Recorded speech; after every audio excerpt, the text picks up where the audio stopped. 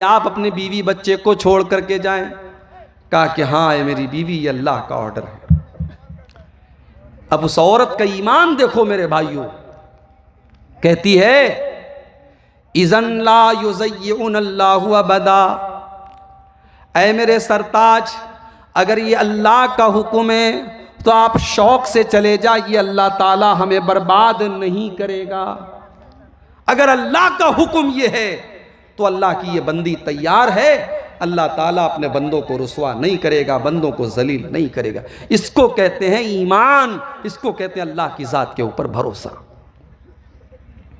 उसके बाद हजरत इब्राहीम थोड़ी दूर आगे बढ़े, आसमान की तरफ हाथ उठाया और क्या दुआ करते हैं, जरा दुआ के अल्फाज पर गौर करो।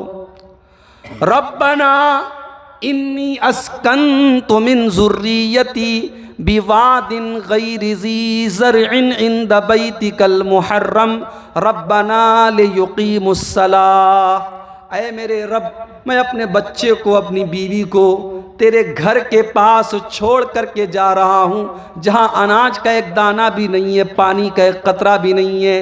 रब्बना लियुक़ीमुस्सलाह, ऐ अल्लाह तू तौफीक दे मेरी औलाद यहाँ पे नमाज कायम करे, मेरे बच्चे यहाँ पे नमाज कायम करे, तू इनको इस बात की तौफीक दे। ये दुआ नहीं कि अल्लाह मैं बीवी बच्चे को छोड़ के जा रहा हूँ, पता नहीं ये मेरे बाद जिंदा रहेंगे कि नहीं। अल्लाह पर भरोसा है, अल्लाह ने बुलाया है, अल्लाह बचाएगा, अल्लाह हिफाजत करेगा। दुआ कर रहे हैं तो क्या कर रहे हैं कि अल्लाह मेरी औलाद को तू नमाज की तौफीक दे। आज हमारी आंखों के सामने हमारे बच्चे नमाज नहीं पढ़ते और हम उनको नमाज पढ़ने के लिए बोलते तक नहीं है, और बोलेंगे किस मुंह से? हम तो खुद नमाज नहीं पढ़ते, अपने बच्चों को किस मुंह से हम नमाज के लिए बोलेंगे? अल्लाह के प्यारे नबी तो यहाँ तक फरमाते हैं मुरू औलादकुम बिस्सलाती वहुम अबनाउ सब'i सिनीन, जब तुम्हारे बच्चे 7 साल के हो जाएं तो नमाज का हुक्म दो। वज़रिबूहुम अलैहा वहुम अबनाउ अशरिन, और जब 10 साल के हो जाएं और नमाज न पढ़ें तो उनकी पिटाई करो, उनको मारो। यहाँ बाप अपने बेटे को नमाज न पढ़ने पर कैसे मारेगा और माँ अपनी बच्ची को कैसे मारेगी जब माँ खुद नमाज नहीं पढ़ती और बाप खुद नमाज नहीं पढ़ता। मेरे भाइयों, इसीलिए अल्लाह ने कहा पहले अपने आप को जहन्नम की आग से बचाओ और उसके बाद अपने घर वालों को जहन्नम की आग से बचाओ। हम नमाजी बनेंगे तो हमारा बच्चा नमाजी बनेगा, हमारी औलाद नमाजी बनेगी। अगर हम नमाजी नहीं हैं तो हमारा बच्चा नमाजी नहीं बन सकता है। इब्राहीम अलैहिस्सलातु वस्सलाम दुआ कर रहे हैं रब्बना लियुक़ीमुस्सलाह, ऐ अल्लाह तू तौफीक दे मेरी औलाद को वो यहाँ पे नमाज कायम करे। वरज़ुक़हुम मिनस्समरात, और ऐ अल्लाह तू तौफीक दे मेरी औलाद को, तू फलों की रोज़ी भी उनको अता फरमा। अभी वो मक्का की सरजमीन पर अपने बच्चे को छोड़ के जा रहे हैं जहाँ अनाज का एक दाना भी नहीं है, जहाँ अनाज का एक दाना भी नहीं है, जहाँ पानी का एक कतरा भी नहीं है। उस सरजमीन पर हज़रत इब्राहीम ये दुआ कर रहे हैं कि ऐ अल्लाह तो मेरी औलाद को फलों की रोज़ी अता फरमा, मेरी औलाद को इस मक्का की सरजमीन पे कभी फलों की कमी न हो। आज भी जाकर के देख लो, दुनिया का कोई फल ऐसा नहीं है जो मक्का में आपको न मिल जाए। हालांकि मक्का में खजूर के अलावा कुछ पैदा नहीं होता, मगर आज मक्का के अंदर आपको हर तरीके का फल मिल जाएगा। ये इब्राहीम की दुआ की बरकत है मेरे प्यारे भाइयों। जब बाप के दिल से दुआ निकलती है तो औलाद के लिए उस बाप की दुआ भी असर करती है। इब्राहीम ने दिल की गहराइयों से दुआ की, उनकी दुआ को अल्लाह ताला ने कबूल किया और उनकी औलाद को आज तक अल्लाह ताला फलों की रोज़ी दे रहा है। तो हज़रत इब्राहीम ने भी जो दुआ की है, अपनी औलाद के लिए नमाज की पाबंदी की दुआ की। और आगे बढ़िए, इब्राहीम अलैहिस्सलातु वस्सलाम एक और दुआ करते हैं अल्लाह की बारगाह में, वजुन्नुबनी व बनिया नाबुदल असनाम, ऐ अल्लाह तू मुझे और मेरे बच्चों को बुत परस्ती से बचा, शिर्क से बचा। आज अहले हदीस और कुरान और हदीस पे चलने वाला अपनी बेटी की शादी करता है ऐसे घर में जहां शिर्क हो रहा है। पता है मेरी बेटी जाएगी, मेरे नवासों के पैदा होने के बाद उनके गले में तावीज पहनाया जाएगा। पता है मेरी बेटी को जबरदस्ती मजार पे ले जाके सजदा कराया जाएगा, मगर चूंकि दामाद अच्छा मिल रहा है और मेरे मतलब का मिल रहा है, मेरी बरादरी का मिल रहा है, हमने बरादरी को प्रायोरिटी दी, हमने पैसे को प्रायोरिटी दी, हमने दुनिया की दौलत को प्रायोरिटी दी, हमने ईमान को तरजीह नहीं दी, हमने शिर्क और तौहीद को हमने समझा ही नहीं। मेरे प्यारे भाई, यहां हजरत इब्राहिम दुआ कर रहे हैं कि ऐ अल्लाह व जुनुबनी व बनिया नाबुदल असनाम, ऐ अल्लाह तुम मुझे और मेरी औलाद को शिर्क से बचाना, तू मुझे और मेरी औलाद को बुत परस्ती से बचाना। क्यों किया हजरत इब्राहिम ने ऐसी दुआ, क्यों की मेरे भाइयों? क्योंकि इब्राहिम अलैहिस्सलाम ने उसी आयत के ऊपर अमल किया था, कू अनफुसकुम व अहलीकुम नारा, अपने आप को और अपने घर वालों को जहन्नम की आग से बचाओ। और आगे बढ़िए, इब्राहिम अलैहिस्सलाम के दो बेटे हुए, एक बेटे का नाम था इस्माइल और एक बेटे का नाम था इसहाक। इसहाक के बेटे हुए याकूब और याकूब अलैहिस्सलाम के 12 बेटे थे। उन 12 बेटों में जो सबसे छोटा बेटा था, उस बेटे का नाम था यूसुफ। यूसुफ ने एक ख्वाब देखा बचपन में कि 11 सितारे हैं, चांद है, सूरज है, सब मेरे आगे सजदा कर रहे हैं।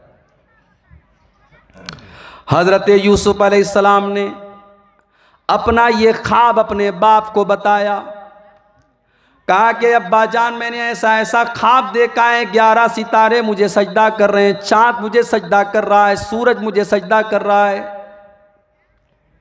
इब्राहिम अलैहिस्सलाम के पोते थे हजरत याकूब, बहुत दिमाग था उनके पास, बहुत ज़हीन थे, बहुत जीनियस थे। समझ गए मेरा बेटा यूसुफ बहुत ऊंचे मकाम पर जाएगा, बहुत अच्छा ख्वाब देखा है मेरे बेटे ने। लेकिन अपने बेटे को नसीहत करते हैं, या बुनैया ला तक़सुस रुयाका अला इख्वतिका फयकीदू लक कैदा, ऐ मेरे बच्चे तू अपना ख्वाब अपने भाइयों को न बताना, वरना तेरे भाई लोग तेरे खिलाफ चाल चलेंगे। इन्ना शैताना लिल इंसान अदुव्वुम मुबीन, और ऐ मेरे बच्चे याद रख शैतान इंसान का खुला हुआ दुश्मन है। क्यों कहा हजरत याकूब ने ऐसा? वो जानते थे कि मैं जितनी मोहब्बत यूसुफ से करता हूं उतनी बाकी 11 बेटों से नहीं करता हूं।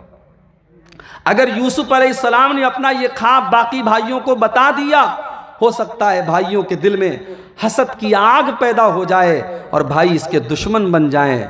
लेकिन यूसुफ अभी छोटे हैं, तो हजरत याकूब अलैहिस्सलाम यूसुफ से ये कह रहे हैं कि बेटा देखो शैतान इंसान का दुश्मन है, ताकि बेटे की नज़र में ये मैसेज न चला जाए कि मेरे भाई लोग मेरे दुश्मन हो जाएंगे, बेटे के दिल में ये मैसेज जाए कि अगर मेरे भाई लोग मेरे खिलाफ कोई काम करेंगे तो शैतान के बहकावे में आकर के करेंगे, शैतान दुश्मन है मेरा, मेरे भाई लोग मेरे दुश्मन नहीं है।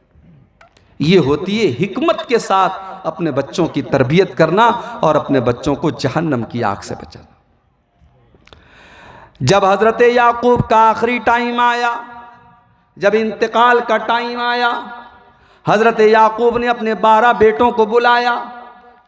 12 बेटों को बुला करके हजरत इब्राहिम ने अपने मरने के पहले, हजरत याकूब ने अपने मरने के पहले एक वसीयत की। आओ जरा देखें वो वसीयत क्या की। आज तो हम में से कोई आदमी मरता है तो मरने के पहले अपने बच्चों को अपनी प्रॉपर्टी की वसीयत करके जाता है। देखो मेरे इतने बीघा खेत हैं, मेरे फला फला मकान हैं, मैं इतना कैश छोड़ के जा रहा हूँ, मैं इतने जेवर छोड़ के जा रहा हूँ, इतना तुम ले लेना, इतना तुम ले लेना। हम तो अपनी प्रॉपर्टी की बात करते हैं, अपने पैसों की बात करते हैं। हजरत याकूब अलैहिस्सलाम ने अपने मरने के पहले किस बात की? आइए जरा कुरान में हम देखते हैं।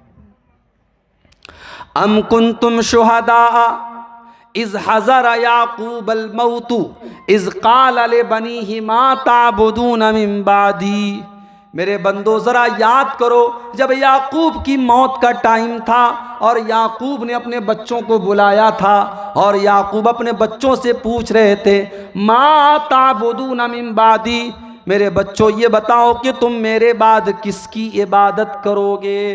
तुम तौहीद पर रहोगे या शिर्क करने लगोगे? तुम मेरे बाद किसकी इबादत करोगे?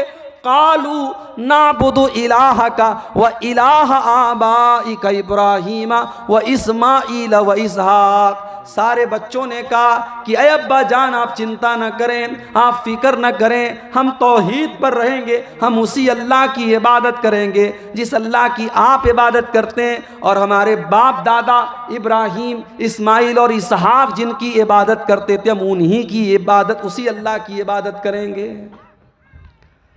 पता ये चला औलाद के ईमान की फिक्र भी होनी चाहिए।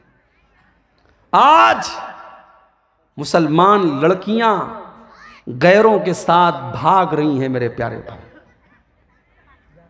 किशनगंज से लेकर के, कटिहार से लेकर के, पटना से लेकर के, बनारस और मऊ से लेकर के दिल्ली और मुंबई तक बहुत बुरा हाल है मेरे भाई।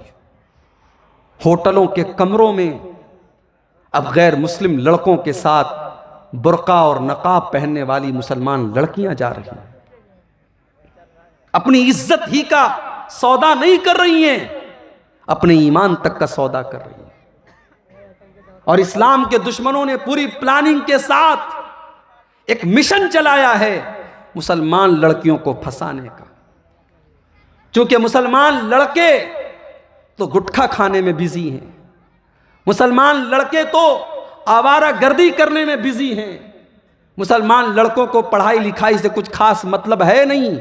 तो मुसलमान लड़कियां जो कॉलेजों में पढ़ रही हैं, जो यूनिवर्सिटी में पढ़ रही हैं, जो आला तालीम हासिल कर रही हैं, उन्हें प्यार और इश्क करने के लिए गैर मुस्लिम लड़के ज़्यादा अच्छे समझ में आ रहे हैं, ज़्यादा मुनासिब समझ में आ रहे हैं। और यही वजह है कि बड़े शहरों से लेकर के छोटे शहरों तक आज मुसलमान लड़कियां एक बड़ी तादाद में गैर मुस्लिम लड़कों के जाल में फंस रही हैं। और ऐसे भी केस आए हैं कि गैर मुस्लिम लड़के ने शादी की, उसको इस्लाम से निकाला, उसको मुर्तद बनाया, उस औरत को काफिर बनाया, उसके ईमान को भ्रष्ट किया, उसके ईमान को ख़त्म किया, और उसके बाद उसके साथ अपनी हवस को पूरा किया, और उसके बाद उसे बड़ी बेदर्दी से कत्ल भी कर दिया, उसकी जान भी ले ली।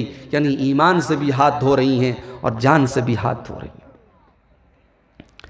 मेरे प्यारे भाइयों, अगर आपके घर में भी बेटी पल रही है, अगर अल्लाह ने आपको भी लड़की दी है, बेटी दी है, तो याद रखो बेटी का बाप होना ये बहुत बड़ी बात है। अल्लाह ताला ने अगर आपको